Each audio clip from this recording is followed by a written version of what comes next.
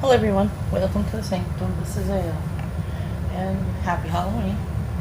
That's right, happy Halloween. Happy Samhain for any of those that celebrate. As you probably can tell, I don't sound too great today. I've been running a very bad migraine and my allergies are kicking up. That's what Samhain's all about. Thinning of the veil and my head about to explode. But anyway, today we're talking about the Celtic Wisdom Tarot. It is not an easy deck to find, I'm going to be honest with you, but it is one that I wanted to show, especially today. It's actually one I use right around this time of year, specifically because of its connotations with the Celtic New Year, which is this time. It's by Colleen Matthews, and this beautiful book, and I love, by the way, the trichet spirals as you see. The pictures are very Celtic in origin. It's protector.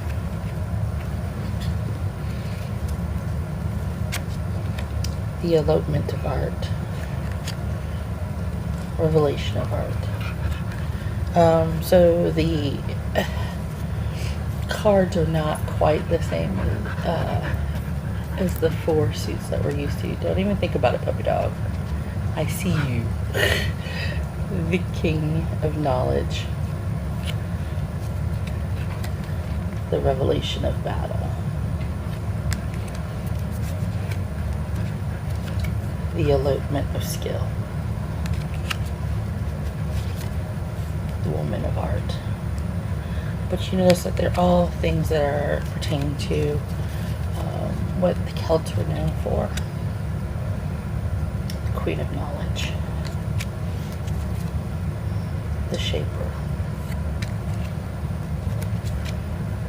The Keeper. So I wanted to show you some of the deck and the book because it's hard to get a hold of, and that's one of the things I do like specializing in sharing, not only decks that are easy to get hold of, that are still available, but decks that are out of print, but if you do get a chance to get them, to share them, to realize how blessed you are to have those decks, especially since the fact that sometimes we have decks that we don't use a lot of, but we should be using more often. One of the things I love is the fact that there's a hardcover book that comes with this, and it goes through all the different things. The wisdom cards, where it starts 0 with the soul and ends with the seeker, and it goes and it breaks them down to all the different parts here, which I think is awesome because it talks about the wheels of the year. We're in Samhain, and here are the different aspects, like the Scots pine, Balim, the oin, the gorse, water heather, the Osha aspen, the Iou. So the nice thing about this is one of the things you'll see is it talks about the 7 candles of life, and it shows you all the cards, and it talks about how the triads work. Now, triads, when it comes to Celts, are very important. So things like the three goddesses of Ireland, 3 goddesses of Britain. Those are very important aspects. So that's why you have the triple spiral on the back of the card. And so each card is rendered perfectly in color, has a oakum tree listed, and gives them a letter. It tells a divinatory meaning, and then it has a background about that card, what it is, what it does. And the beautiful part about it is once you do get through the major arcana part, it goes through like the different seasons of the story. So you have the story cards, which are our minor arcana. And they are absolutely exquisite because they're each different part, each skill, a part of a question, a quest, things to do. And the neat part about it is that it truly is inspired for not just a regular tarot reading, which it shows. It says the 3 illumination spread, how to read for yourself and others, which is so important when it comes to unusual books. I mean, it gives you a soul protector spread, which is a Celtic cross, but not. It gives you sample readings. The co-walker spread. Now, I've done the co-walker spread before, and it is very, very intense. It is a very unusual spread. It is not what I'm going to do today for you because it takes a while to do. But it is one that I do offer a couple times a year. It is a videoed spread, which is kind of nice. The 7 Candles of Life spread. So,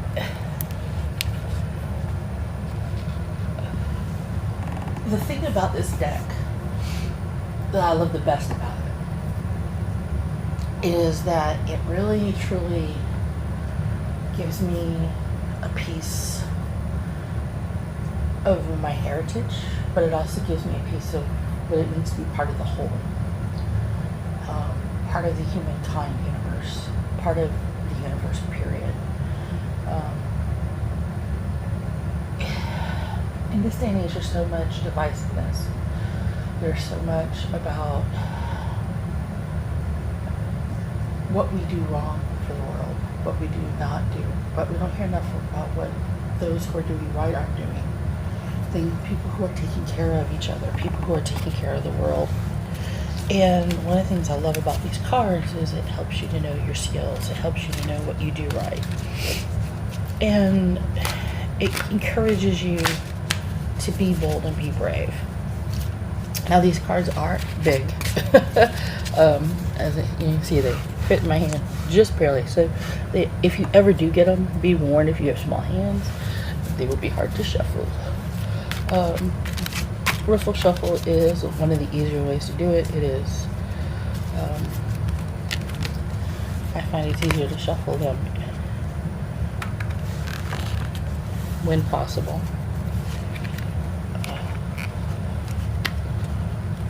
There we go.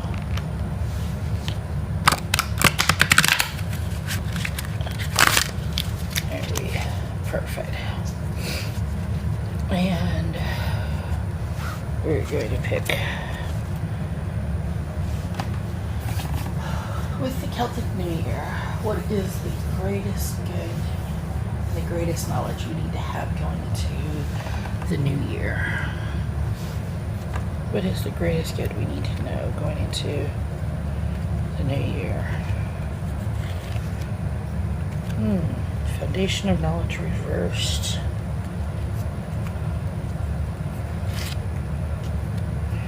The quest of art reversed.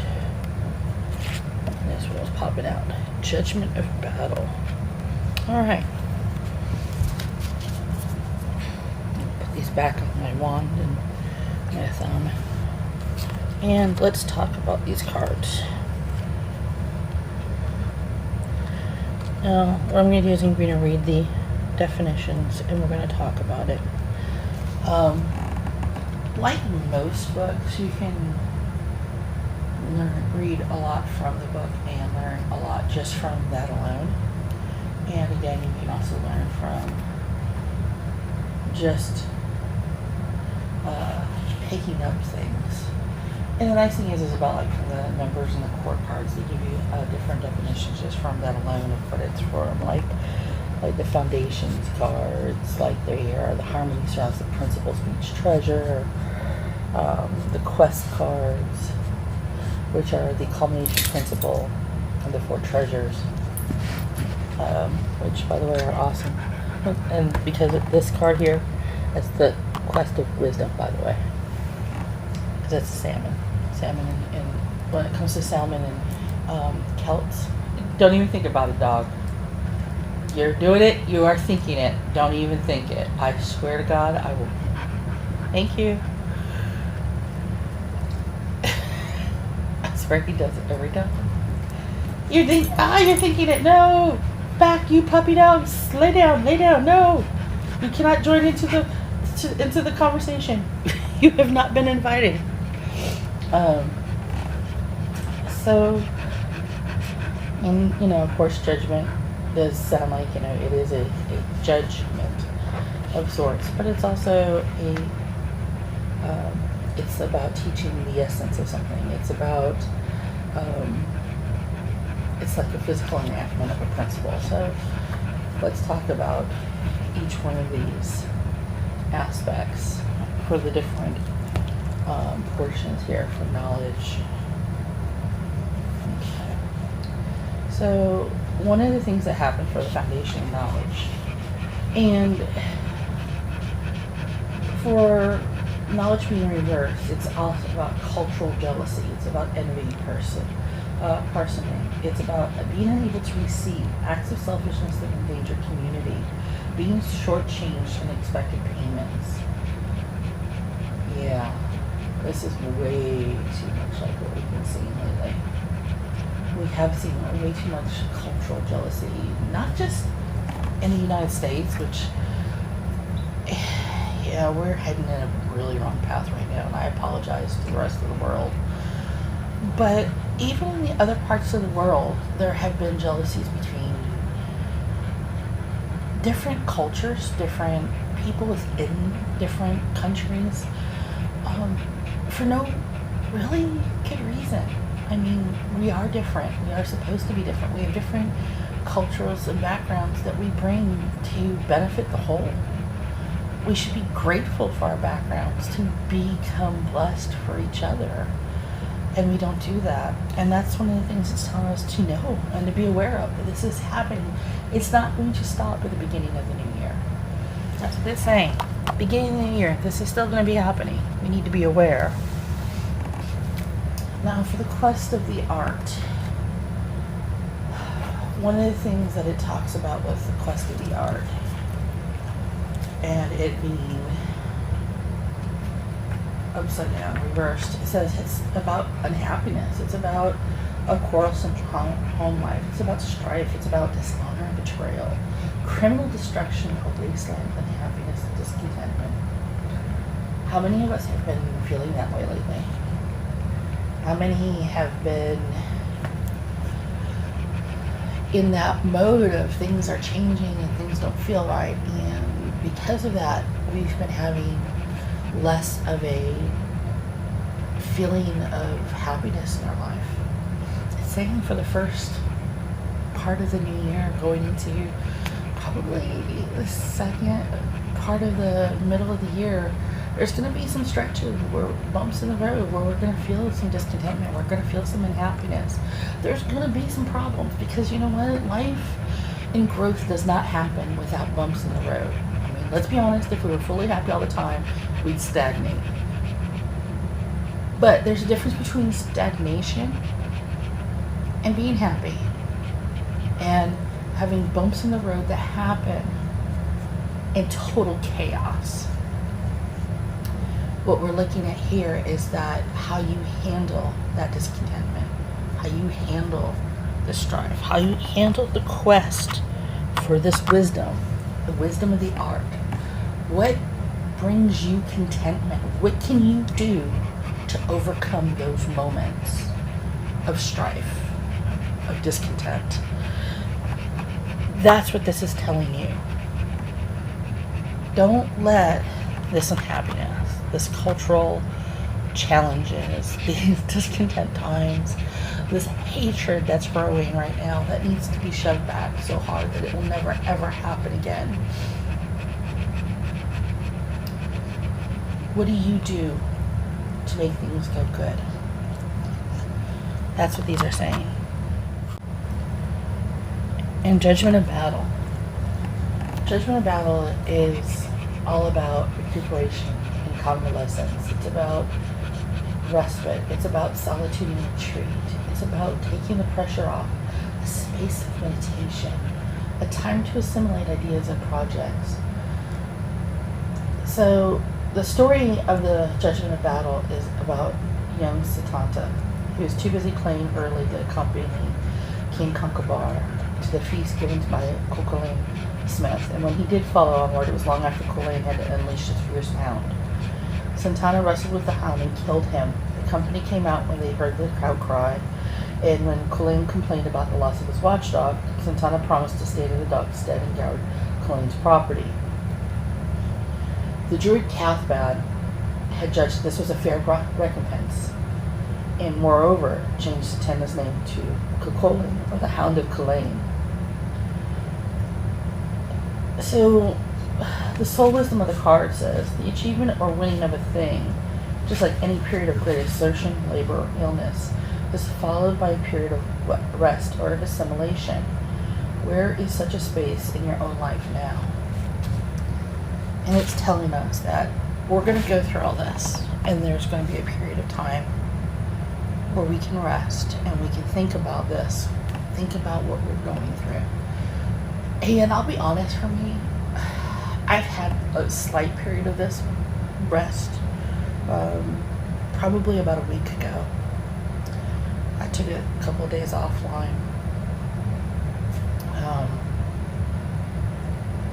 Wrote some mysteries, murder mysteries. Ooh, that was intense too, so you'd think I'd get better. But you'd be wrong. And I just decompressed for a couple of days, murder mysteries aside. Did some stuff. Past couple of days before I got sick, I cleaned. I mean, like, you know how most people spring clean? I don't do it in spring, I do it in the fall. Before I get ready for winter. I go through all my clothes, I go and clean out my closets, my dressers, and rearrange stuff and give stuff away and whatnot. Because in the winter time is the story and the time of the Great Crone. It is this time of Caradwyn. And because of that, it is a time of reflection and letting go of things you don't need. And that's what this period of time we're getting ready for is. It is a time to reflect and decide what is the stuff we don't need in our lives anymore. It's a time of respite. Take the time off from whatever crap is going on. Pull back from it for a few days. Do some time for yourself and then go back to what you need to do. There's going to be times during this year where we're going to have some bad moments. Take time to walk away. And I'm going to be the first person to tell you, I am absolutely terrible at self-care. Why? Why am I terrible at self-care? Because I care way too much about others and not enough about myself. And I'll be the first person to tell you, you have to learn to care for yourself if you plan to care for others. You would think my couple of stints in the hospital would have warned me so, and I would be most awesome about that. You are kind of true, but mostly not so much. So yeah, I've learned to take a couple of steps back, take a day or two off, read a couple books, get some sleep when I can't sleep and not have crazy dreamwalker dreams. But yeah, do what you need to do. Go see a movie. Go out with friends. Go window shopping. Go for a walk in nature. One of the best things I do that help me relax, honestly, truthfully, is I take my camera, take my phone, take my dog, and we go out walking in our neighborhoods and we take pictures of stuff. I have pictures of like solitary mushrooms in the middle of fields where kids play. Great, gorgeous mushrooms. I have pictures of little flowers that I don't know how they've managed to survive. But they do. And it's like the coolest thing ever. So it can be done. But you gotta learn to take that space. It doesn't have to be a lot. It doesn't have to be amazing. And that's the thing I am learning about self-care, is I have a tendency to go so hard so much that I have to pull away so hard so fast that I don't come back for months. And that's not good for anybody either. It's definitely not good for my friends. They get scared. So it's a balance game. It's as the Celtic wisdom cards will tell you. It's a matter of soul wisdom. What do you need to know to help you do this? So happy Samhain. If you get these set of cards, let me know. Subscribe. Let me know. Talk to me. Tell me about your experiences for this Samhain, what you did. I'm doing a couple of different things. I'm doing a ritual later on tonight. I'm also going to put a ritual. I'm going to do a little bit of a reading today. I'm going to put up with us from the Goddess Alive book by Michelle Skye. I'm going to do that in a little bit, and I'll upload it. That's going to be actually kind of fun for me. I don't normally do any kind of videos like that, so this should be interesting, to say the least. Of course, I think I'm giving candy away. Me and my friends are all going to be here at my house for a little while for a dumb supper, which I'm so excited about. I don't host them as much as I used to ever since a very good friend of mine died a few years back this year. My best friend, she's like my sister-in-law, died, and so this year this dumb supper is for her. So yeah, we're gonna have a dumb supper. So as you probably can tell, I incorporate a lot of different traditions, and I have a lot of friends who are multiple different cultural differences. So this is something we do together. We start today. We go through October 6th, 7th, I think it is. Every day is a slightly different thing that we do. Tomorrow will be the Blessing of the Souls for my friends who are Catholic. So we'll light candles. The day after that is a thing that we're going to do for another friends of mine from overseas. And then we're going to go from there. And then on the cross quarter day, on the 7th, we will have the soul blessing, the actual Sabbath night tradition, which is where everybody comes to my house, and I basically feed the devil out of everybody. And we do a ritual blessing ceremony for the Celtic New Year, and it'll be fun. So today is just the ceremonial portion of it all. So I'm excited for it. It's going to be fun. Let me know what you're going to do. And hopefully see you back in the same room soon. Benedictine. Blessings.